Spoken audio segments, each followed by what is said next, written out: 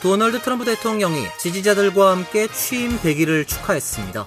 트럼프 대통령은 관세 부과와 연방정부 축소, 불법 이민자 추방 등 자신이 추진해온 정책의 성과를 강조했습니다. 대법원이 불체자의 도주를 도운 혐의를 받는 미러키 지방법원 해나 듀건 판사의 직무를 정지시켰습니다.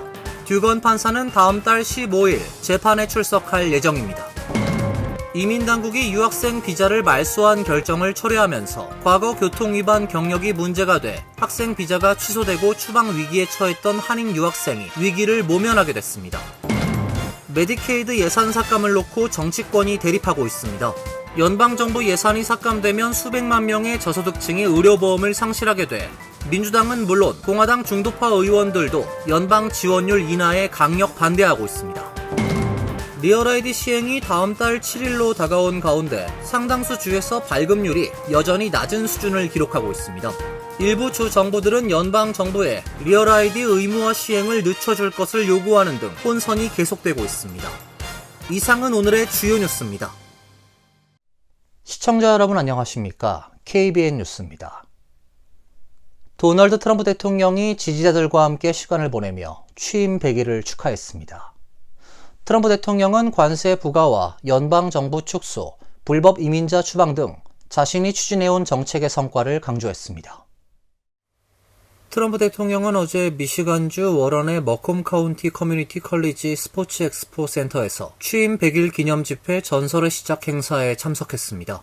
대선 경합주였던 미시간에서 열린 집회에는 트럼프 대통령 지지층이 집결해 사실상 마가 행사로 진행됐습니다. 마가 팻말과 모자, 티셔츠를 붉은색과 곁들여 착용한 지지자들은 트럼프 대통령이 등장하자 열광했고 트럼프 대통령은 여러 포즈를 취하면서 때론 춤을 추면서 화답했습니다. 트럼프 대통령은 열광적인 환호 속에서 지난 100일간을 자화자찬하며 연설을 시작했습니다. 트럼프 대통령은 사람들은 역대 어떤 대통령보다도 최고의 100일 출발이라고 한다. 100일 동안 우린 거의 100년 만에 워싱턴에 가장 심오한 변화를 가져왔다. 사상 처음으로 국가가 옳은 방향으로 가고 있고 전엔 결코 없던 일이라고 주장했습니다. 트럼프는 특히 이민 문제를 강조했습니다. 연설 중간 이민자들이 쇠사슬에 묶여 엘살바도르로 송환되는 영상을 보여주며 이게 바로 미국이 해야 할 일이라고 말했고 지지자들은 USA를 연호했습니다. 범죄를 저지른 이민자들은 괴물들이라고 불렀고 급진적인 민주당은 지구상에서 가장 폭력적인 야만인들을 옹호하기 위해 경주를 벌이고 있다고 꼬집었습니다. 자신의 행정명령에 제동을 건 판사들을 겨냥해선 공산주의자들이라며 대통령에게 주어진 권한을 빼앗으려 노력하고 있다고 비난했습니다. 트럼프 대통령은 우린 이제 막 시작했을 뿐이라며 여러분들은 아직 아무것도 보지 못했다고 말해 앞으로의 더 큰 변화를 암시했습니다. 도널드 트럼프 대통령이 취임 100일을 맞은 어제 자동차 관세 완화를 위한 조치를 공식 발표했습니다. 미국의 자동차 업계는 환영의 메시지와 함께 감사를 표하고 트럼프 행정부와 협력을 계속하겠다고 밝혔습니다. 트럼프 대통령은 어제 수입 물품에 대한 특정 관세 해소란 행정명령에 서명을 하고 미국으로의 자동차 및 부품 수입 조정 개정안 포고문을 발표했습니다. 자동차 업체들의 관세 부담을 인하하기 위한 조치로 다른 관세와의 중복 부과를 받고 미국 완성차의 경우 외국산 부품에 대한 관세 부담을 일부 경감한다는 것이 골자입니다. 행정명령에 따라 자동차 관세를 납부하는 제조업체는 캐나다, 멕시코 국경 관련 관세나 철강 알루미늄 관세를 중복 부과받지 않게 됩니다. 캐나다, 멕시코 국경 관세도 철강 알루미늄 관세와 중복으로 부과하지 않기로 했습니다. 다만 철강과 알루미늄 관세는 특정 조건을 충족할 경우 중복 부과가 가능하다고 규정했습니다. 이번 조치의 특징은 캐나다와 멕시코 관세가 처음 발효됐던 지난달 4일 이후부터 소급 적용된다는 점입니다. 포고문엔 미국 완성차에 대한 해외 부품 관세의 한시적 조정 조치가 담겼습니다. 미국에서 최종 조립되는 자동차의 경우 외국산 부품에 대한 관세 일부를 지원하기로 했습니다. 지난 3일부터 내년 4월 30일까지는 자동차 권장 소비자 가격의 3.75%를, 내년 5월 1일부터 1년간은 2.5%를 상쇄하기로 했습니다. 첫 해엔 차량 가치의 15%를, 두 번째에는 10%를 수입 부품으로 간주하고 여기에 25% 관세를 적용해 상쇄액을 계산했다고 백악관은 설명했습니다. 자동차 업체는 환영하며 감사를 표했습니다. GM, 스텔란티스, 포드 CEO들은 일제히 성명을 내 이번 조치를 환영한다며 트럼프 행정부와 협력을 계속하겠다고 밝혔습니다. 대법원이 불체자의 도주를 도운 혐의를 받는 밀워키 지방법원 해나 듀건 판사의 직무를 정지시켰습니다. 듀건 판사는 ICA 요원들이 법원 내에 있다는 사실을 전해 듣고 불체자와 변호인을 비공개 통로를 통해 도주하게 도왔습니다. 듀건 판사는 다음 달 15일 재판에 출석할 예정입니다.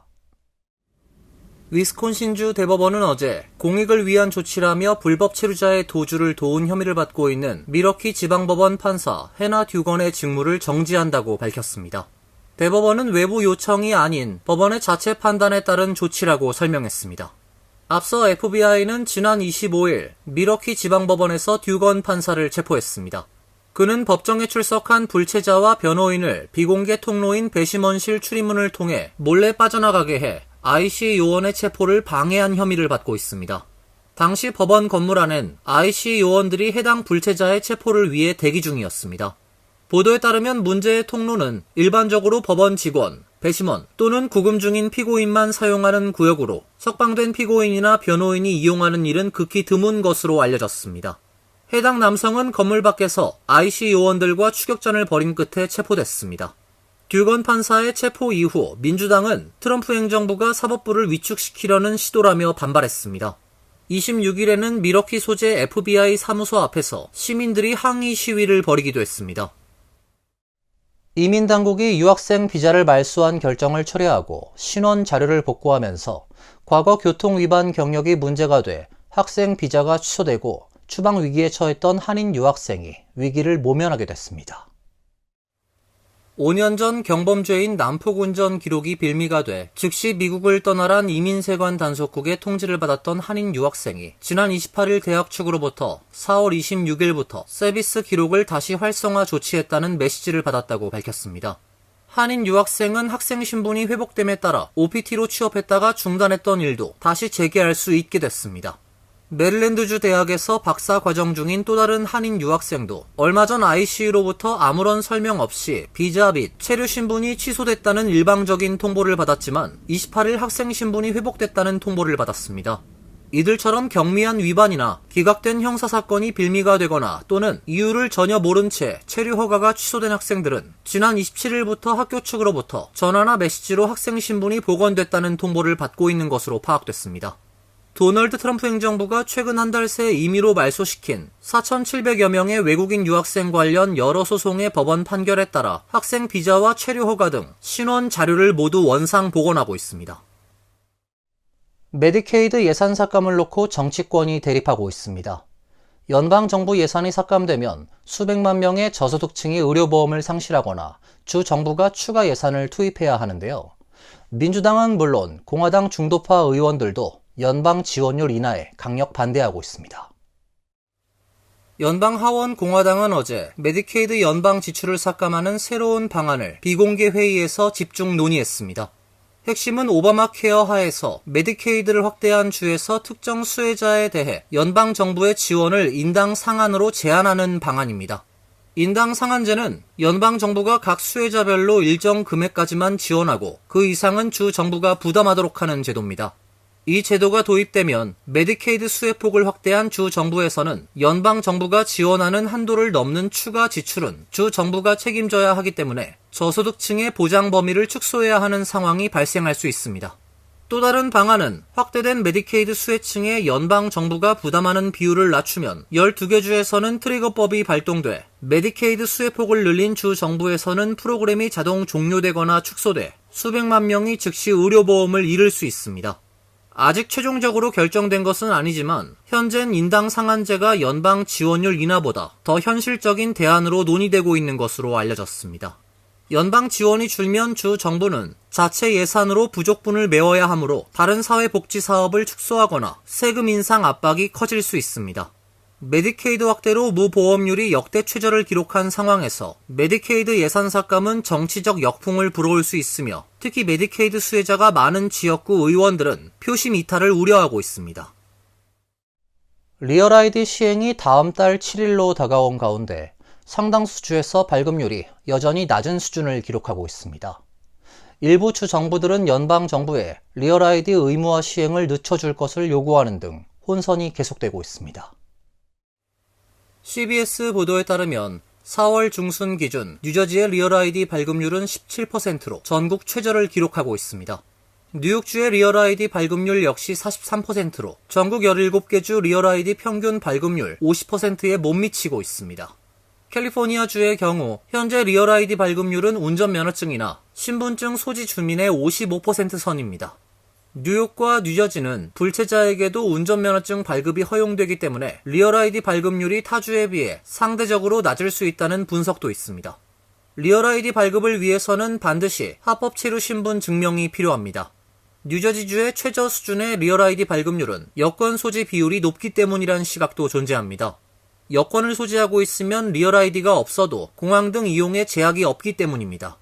리얼 아이디 시행일이 다가오면서 혼란이 커지자 켄터키주 등 일부 주에서는 시행 시기를 늦춰야 한다는 요청을 연방 정부에 제기하고 있습니다. 그러나 도널드 트럼프 행정부는 예정대로 5월 7일부터 리얼 아이디 의무화를 시행하겠다는 입장을 고수하고 있습니다.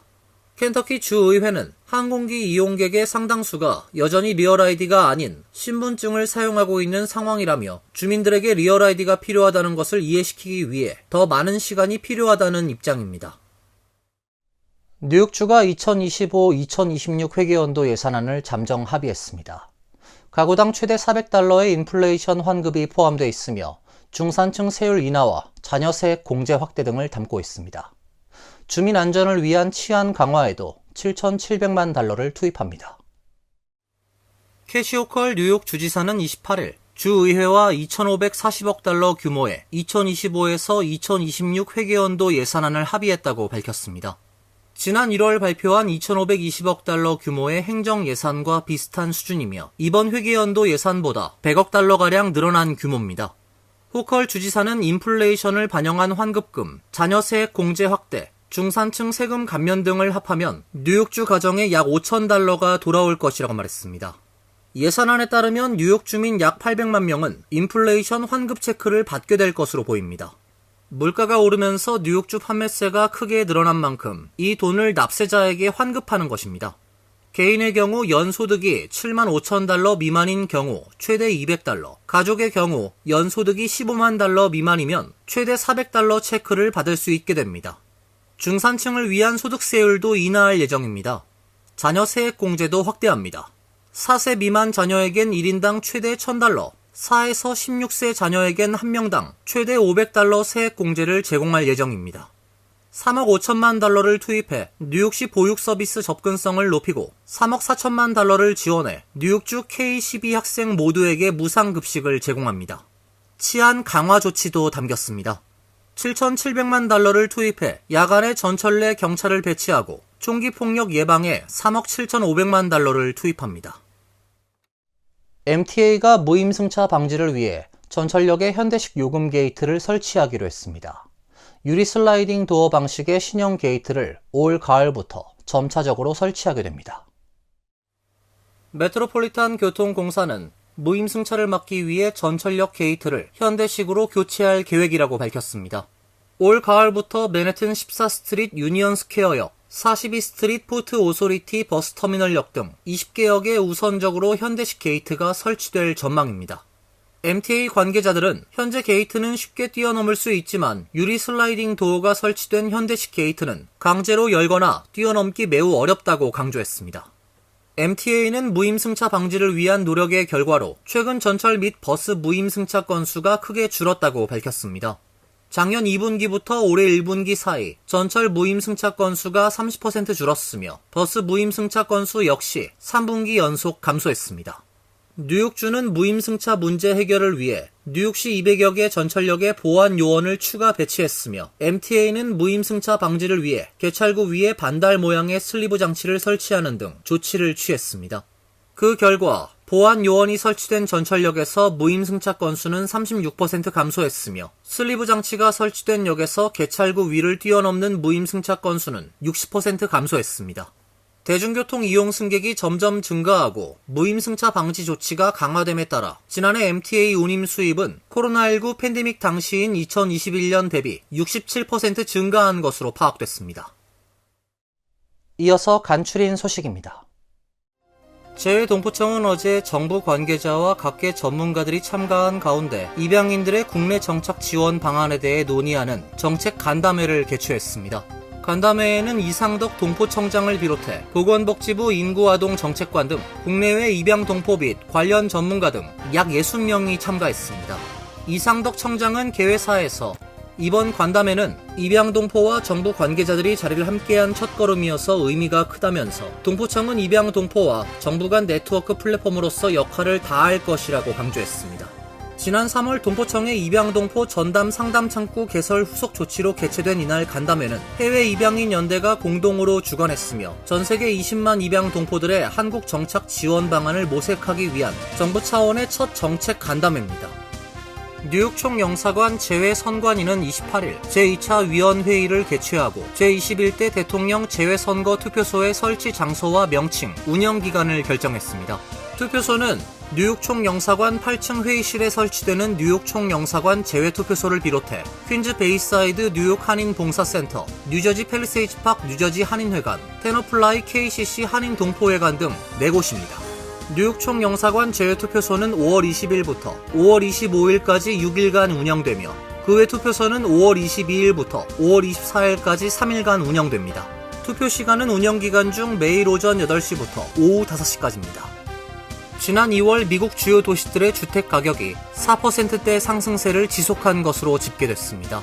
S&P 다우존스 인덱스는 지난 2월 미국의 코어로지 케이스 실러 주택 가격 지수가 전년 동기 대비 4.5% 상승했다고 어제 밝혔습니다. 지난 1월 상승률 4.7%와 비교해선 상승폭이 다소 둔화한 데다 다우존스가 집계한 전문가 전망치 4.8%를 밑돌았습니다. 20개 도시 주택 가격은 상승률은 작년 초 7%대에 달했다가 작년 9월 이후 4%대에서 등락을 하고 있습니다. 도시별로 뉴욕 집값이 전년 대비 7.7% 올라 상승률이 가장 높았고 시카고 6.95%, 보스턴 5.91%가 뒤를 이었습니다. 플로리다주 템파는 집값이 1.46% 떨어져 주요 20개 도시 중 유일하게 연간 기준 하락을 나타냈습니다. MTA에 따르면 혼잡 통행료 프로그램이 시작된 올해 1월 5일부터 3월 30일까지 부과된 통행료 수입이 1억 5,900만 달러에 달하는 것으로 나타났습니다. 지난 1월 4,860만 달러, 2월 5,190만 달러에 이어 3월엔 4,500만 달러의 수입을 올렸습니다. MTA는 올해 말까지 총 5억 달러의 수입이 발생할 것으로 예측했습니다. 또 혼잡 통행료 프로그램은 혼잡 완화에 효과가 있었던 것으로 나타났습니다. MTA 데이터에 따르면 지난달 혼잡 완화 구역으로 진입한 차량은 전년 동기 대비 일평균 약 8만 2천 대 줄어든 것으로 집계됐습니다. 한편 뉴욕주는 연방정부의 경고에도 혼잡 통행료 프로그램을 유지하고 있는 상태이며 정부는 5월 21일까지 프로그램을 폐지하라고 명령했습니다. 환율과 증권 소식입니다.